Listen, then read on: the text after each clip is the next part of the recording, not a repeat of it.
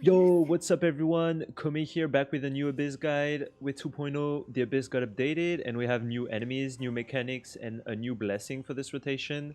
So in this video, I'm going to give you tips for all the floors and especially for Chamber 11.3 and Floor 12, as I think it is where most people struggle with and the previous floors are pretty easy. Basically, Floor 9 and 10 should be 9-star for almost anyone with 2 decent DPS and 1 or 2 decent supports in each team. As I said before in my previous videos, you don't need your supports to be super well built. Just level 60 out of 70 and average artifacts should be enough. What matters the most is always going to be your DPS, at least for the lower floors. Alright, let's check floor 9 and 10 quickly before getting to the juicy part. As usual, don't forget to like, subscribe, and comment in the video. It will help me a lot with the algorithm. I appreciate a lot the support you gave me on my previous videos, so please keep it up. Thank you guys so much for being here every time, and yeah, let's get into it. So first, I want to talk about the Blessing of the Moon, as it is going to be an important factor for your gameplay in all the Abyss, and especially 11 and 12 when it's going to get harder and the enemies have a lot more HP. To make it short, every time you have your burst charged, your attacks will reduce the defense of opponents by 7% for 10 seconds, and you can stack it up to 5 stacks. So you can get up to 35% defense decrease, which is huge, especially since in the higher floors, the enemies have a lot of HP. So don't just spam your bursts on cooldown, try to weave some auto attacks in between, so your overall DPS is going to be much higher. Now, let's talk about floor 9. Just like the previous Abyss, it's really not the hardest floor if you're AR 45, 50, or even 40. If you have 2 decent DPS, level 70, and few good supports level 60, you don't even need that much damage because you have a lot of time, so you should be fine. For this floor, there's going to be a circle that you have to stay inside to avoid taking damage, and it is going to be smaller and smaller. You don't take too much damage, so don't be too afraid to leave the circle if you need to. If like you see some enemies outside the circle and you can't get them without going out of the circle, just get them and don't worry too much about the damage. It takes a lot of time to tick and you don't take that much damage. Even chamber 3 shouldn't be too hard if you have some reactions and pyro characters for first half and a decent DPS for second half. So overall floor 9 is pretty straightforward. You don't need too much damage and just your supports should be enough to destroy everything. Floor 10, on the other hand, could be a little bit harder. It's pretty much the same in terms of time and damage needed.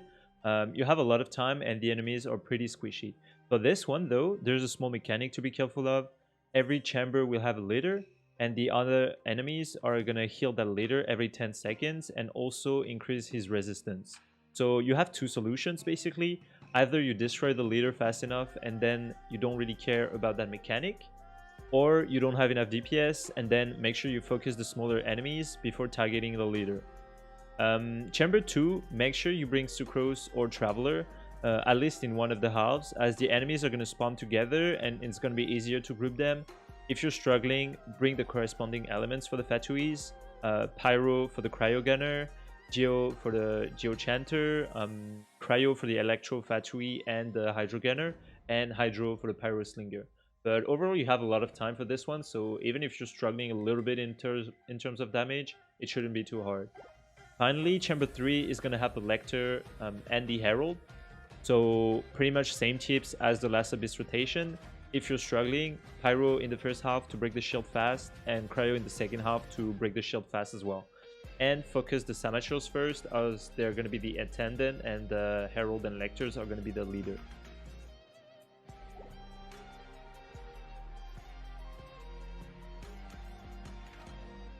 Now let's get to the juicy part. Floor 11 is where it starts to get really harder. I should actually say 11-3, the first 2 chambers are pretty easy. You have a lot of time. As you will see in the clips, I cleared it with the full 4-star teams. Sucrose is not even maxed. My Shangling is physical DPS, so her burst doesn't even deal that much damage. And second half, Barbara has no artifacts. Diana is level 50. Bennett 4-piece Noblesse, and Rosaria is cryo support, so not even cryo DPS. So a full free-to-play setup with almost only supports can clear this pretty easy.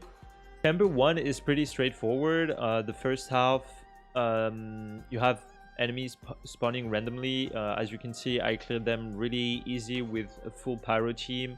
It's really fast. You can bring sucrose to gather them together, and that's it. For the second half, if you bring the cryo team, you should be able to break the shields quite fast and kill them really easily. Second half of the chamber 11-2, you have the Abyss Lector as well, so if you have a cryo team, it should be good enough. You don't necessarily need pyro because cryo works really well and you have a lot of time again. So overall, first chamber and second chamber, you have a lot of time to clear them, so don't stress. Just bring your supports to break the shields and stuff like this to do reactions, and it should be really easy.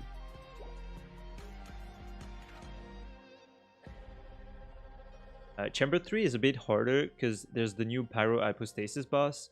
For the Cryo Hypo, you can rewatch my previous Abyss Guide video. I give tips on how to fight. It's pretty straightforward, the pattern is not complicated, and when it enters the shield state, it's pretty fast to break with a lot of Pyro characters. For the Pyro Hypo, the pattern is kind of hard to understand, but basically what you want to do at the start of the fight, is start spamming Barbara's normal and charge attack, or Mona, or if you don't have any of these, but you should have Barbara because everyone has Barbara. You can use Xingqiu. But yeah, start spamming your skills and charge attack to break the shield as fast as possible. I'm not going to go through all the boss attacks. Most of them are pretty easy to dodge, and even if you don't dodge them, if you have a decent amount of HP, don't be too scared. Also, if you're using Barbara and get hit or touched by the boss while your skill is activated, it's going to damage the boss as well, even without attacking.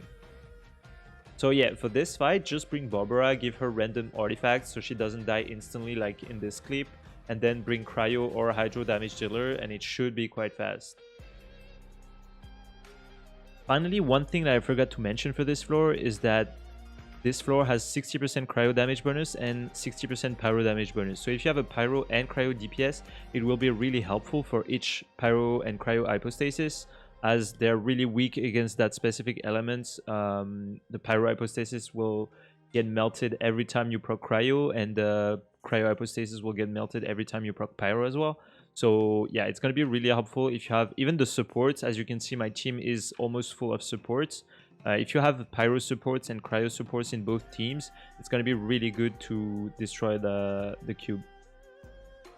It's now time to talk about floor 12, really the hardest floor we ever got so far in my opinion. Previous rotation was way easier in terms of mechanics and you needed less DPS as well. As long as you had the right elements and 2 decent DPS, it was enough. But for this one, you need really good DPS because the enemies have so much HP. So let's talk about the leyline disorder first, because this one is a really new mechanic and it can be hard to adapt. Basically, every 10 seconds, you'll either gain a lot of energy or don't gain energy at all. During high tides, you'll restore 10 energy every 2.8 seconds. So you'll be able to restore 30 extra energy in total during high tide. And this is when you also want to spam your skills, because during low tide, you can't gain any energy. Even if the particles that were produced before the switch reach you after the switch, they will be wasted. So be careful with that. Moving on to the enemies, 12-1 is probably the hardest chamber in this floor, especially the first half. The samurais are running around the whole map and jumping backwards, dashing forwards. Sometimes it can be hard to gather them. My first tip for this half is to run either at the pillar on the left or at the stairs in front of you when you start the run. This way, they will dash on you and they will be grouped, so it's going to be easier to deal damage to all of them. When they're dead, the 2 big boys are going to spawn, and you should try to replicate that strategy, which means sticking to a wall so they stay together as much as possible.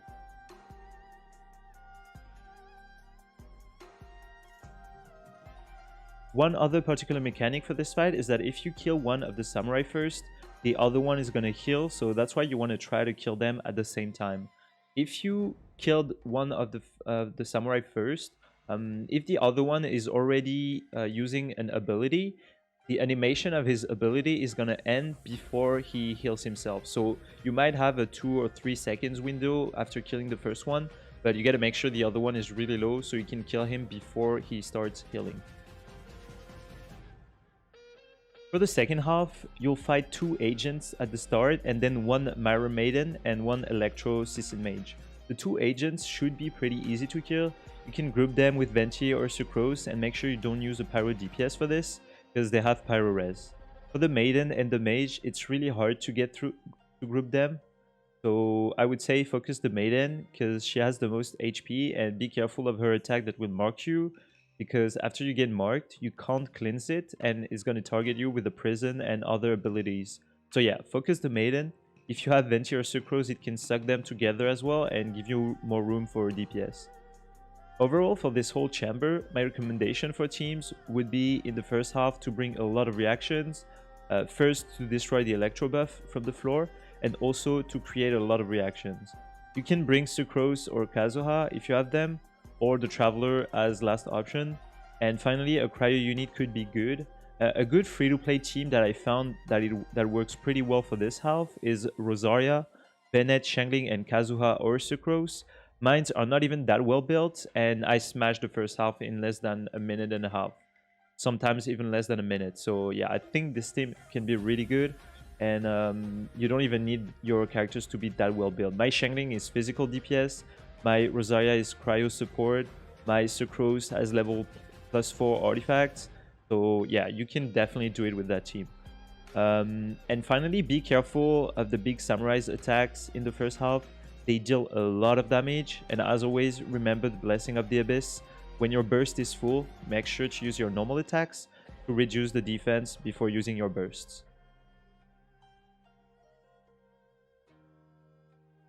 And for the second half, you can bring an Anemo if possible, or a freeze team like Yaka Ganyu, Chongyun Kaya with Chingcho Dayona, for example. These work pretty well. You can freeze the Mirror Maiden so she won't teleport, and it works pretty well. Alright, it was long, but we're done with 12-1. I think it was the hardest. Let's move on to 12-2 and 12-3. It should be easier. For 12-2, you'll fight the new Thunderhelm Lawachurl in the first half. To be honest, it's probably the easiest half of the floor. I don't have any particular team recommendation. Just make sure you have at least 1 Pyro or Cryo to break the shields. After that, he's not that tanky. It should be pretty easy. Second half though, it's a bit harder. Even though this chamber is a bit easier than the first one, the Magu Kenki is really tanky. This guy is jacked. He has so much HP. It's probably the hardest half of this floor. It just really depends of your DPS. First half, you don't really need a big DPS. You can chase with reactions, but this guy, you gotta hit hard, dude. My tips to make sure he doesn't run around the whole map is when you start the fight, go behind him, as his first dashing move is gonna make him dash forward, so he's gonna hit the wall and not go too far. After this first phase, his next dashing move is gonna be backwards. So this time, make sure you face him and his back is against the wall. For the rest, I hope you have a good DPS. Double check your artifacts and keep grinding. And finally, for 12-3, these guys have quite a lot of HP as well, but you can really just use reactions to destroy them. Always stay at the spot where the Ruin Hunter or Ruin Guard spawn. The other enemies are going to come to you, so you can deal AoE damage. I think it's the easiest 12-3 we had in a while compared to the previous rotation. You can literally just cheese it with reactions. Maybe don't bring your physical DPS unless it's really well built. Like if you have Yola but she's really good, you can still use her because she's going to deal a lot of AoE damage. But other than that, bring elemental damage and you should be fine.